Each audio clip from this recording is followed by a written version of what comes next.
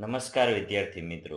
આજે આપણે બીએમસી દ્વારા તારીખ 4/1/2026 રોજ લેવાયેલ ટેકનિકલ આસિસ્ટન્ટ સિવિલના મેથ્સ રીઝનિંગના પ્રશ્નોની ચર્ચા કરીશું.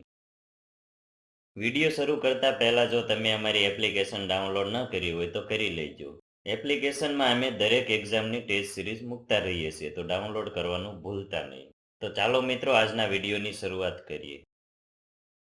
સૌથી પહેલો પ્રશ્ન છે કે બિપિને તેની પીઠ સૂર્ય તરફ રાખીને ચાલવાનું શરૂ કર્યું. થોડા સમય પછી તે ડાબે વળ્યો, પછી જમણે અને અંતે ફરીથી ડાબે વળ્યો. હવે તે કઈ દિશામાં જઈ રહ્યો છે? તો મિત્રો, અહીંયા સૂર્યની સ્થિતિ સવારમાં પૂર્વમાં અને સાંજના સમયે પશ્ચિમમાં હોઈ શકે છે. માટે આપણે બંને કેસ વિશે વિચારવું પડશે. તો પહેલા કેસમાં સવારના સમયે સૂર્ય પૂર્વમાં હોય છે. હવે બિપિન પૂર્વ દિશામાંથી ચાલવાનું શરૂ કરે, પછી ડાબે વળે, પછી જમણે વળે અને પછી ફરીવાર ડાબે વળે, એટલે છેલ્લે તે દક્ષિણ દિશામાં જઈ રહ્યો હશે. હવે બીજો કેસ જોઈએ તો સાંજના સમયે સૂર્ય પશ્ચિમમાં હોય છે. હવે બિપિન પશ્ચિમ દિશામાંથી ચાલવાનું શરૂ કરે, પછી ડાબે વળે, પછી જમણે વળે અને પછી ફરીવાર ડાબે વળે, એટલે છેલ્લે તે ઉત્તર દિશામાં જઈ રહ્યો હશે. માટે અહીંયા ઉત્તર અથવા દક્ષિણ બંને જવાબ આવી શકે છે. માટે આપણો સાચો જવાબ આવશે ઓપ્શન એ, ઉત્તર અથવા દક્ષિણ. આગળનો પ્રશ્ન છે કે 15, 24, 32 અને 41માં કઈ સંખ્યા ઉમેરવામાં આવે તો તેની સરેરાશ 34 આવે? હવે ધારો કે ઉમેરવામાં આવતી સંખ્યા x છે.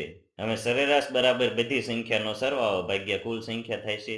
માટે 34 બરાબર 15 plus 24 plus 32 plus 41 plus x ભાગ્યા 5 થશે.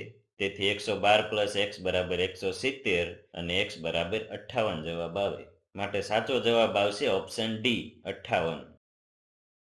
આગળ જોઈએ તો એક કંપની દ્વારા બનાવવામાં આવેલ 2000 મોબાઈલ ફોન પૈકી 20% ફોન ખામીયુક્ત હતા. બાકીના ફોન પૈકી 15% ફોન ન વેચાયા હોય તો કુલ કેટલા ફોન વેચાયા હશે? તો અહીંયા 20% ફોન ખામીયુક્ત હતા, તેથી 80% ફોન ખામી વગરના હશે. હવે 100%એ 2000 ફોન આપેલા છે, તો 80% એ કેટલા થાય? તો 2000 ગુણ્યા 80 ભાગ્યા 100 બરાબર 1600 ફોન ખામી વગરના હશે. હવે અહીંયા 15% ફોન તો વેચાતા જ નથી, મતલબ 85% ફોન વેચાયા હશે. હવે 100% એ 1600 ફોન છે, તો 85% એ કેટલા થાય? તો 1600 ગુણ્યા 85 ભાગ્યા 100 બરાબર 1360 ફોન વેચાયા હશે. માટે સાચો જવાબ આવશે ઓપ્શન એ, 1360 ફોન.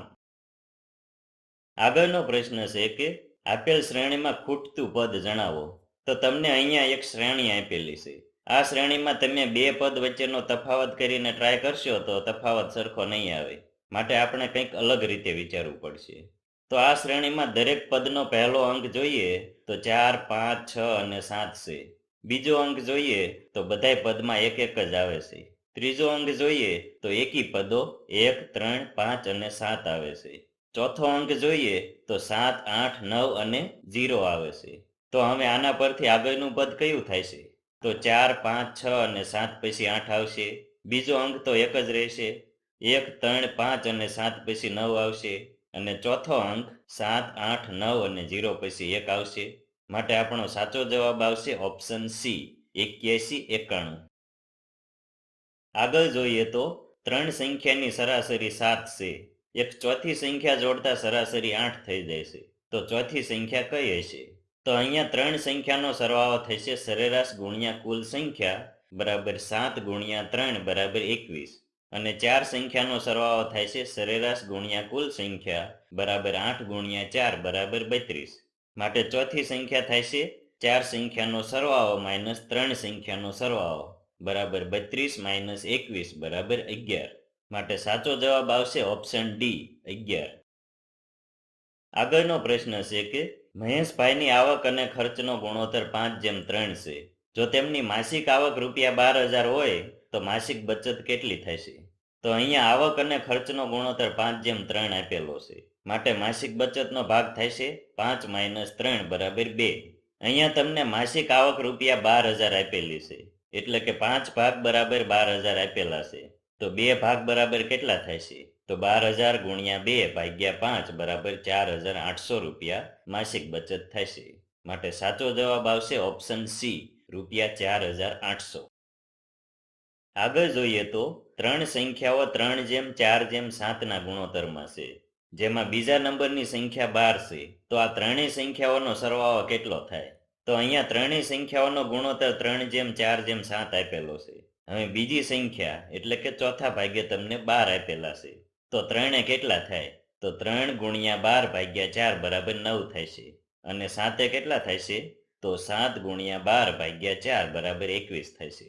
હવે ત્રણેય સંખ્યાઓનો સરવાળો બરાબર 12 + 9 + 21 બરાબર 42 થાય છે.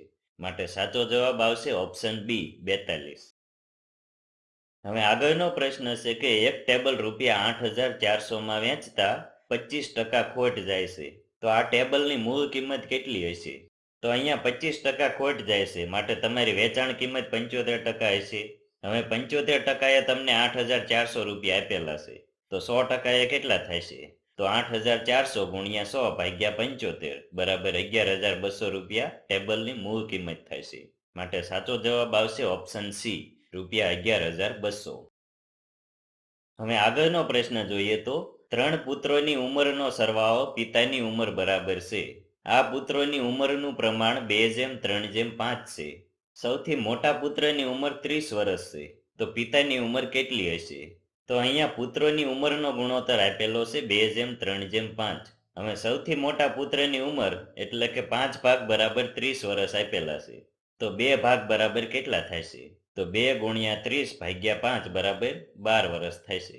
અને 3 ભાગ બરાબર કેટલા થશે? તો 3 × 30/5 બરાબર 18 વર્ષ થશે. માટે પિતાની ઉંમર થશે 3 પુત્રોની ઉંમરનો સરવાળો બરાબર 30 + 12 + 18 બરાબર 60 વર્ષ. માટે સાચો જવાબ આવશે ઓપ્શન બી 60 વર્ષ. હવે આપણો છેલ્લો પ્રશ્ન જોઈએ તો અરુણ પોતાના વાહનની પેટ્રોલ ટેન્ક પૂર્ણ રીતે ભરાવે છે ત્યારે 10 દિવસ પેટ્રોલ ચાલે છે. જો તે પોતાનો રોજનો વાહનનો ઉપયોગ 25% વધારે તો વાહન હવે કેટલા દિવસ ચાલશે? હવે ધારો કે વાહનની પેટ્રોલ ટેન્ક 1 લીટરની છે, તો એક દિવસમાં 1 લીટર પેટ્રોલ વપરાય, તો 10 દિવસમાં 10 લીટર પેટ્રોલ વપરાય. હવે જો રોજનો વાહનનો ઉપયોગ 25% વધારે તો એક દિવસમાં 1.25 લીટર પેટ્રોલ વપરાય છે. તો 10 લીટર પેટ્રોલ કેટલા દિવસ ચાલશે? તો 10 × 1/1.25 બરાબર 8 દિવસ ચાલશે. માટે સાચો જવાબ આવશે ઓપ્શન ડી 8 દિવસ. તો મિત્રો, આજનો વિડીયો જોવા બદલ આપનો ખૂબ ખૂબ આભાર. મળીએ નેક્સ્ટ વિડીયોમાં આપણે બીજા પ્રશ્નો પણ સોલ્વ કરીશું. Thank you.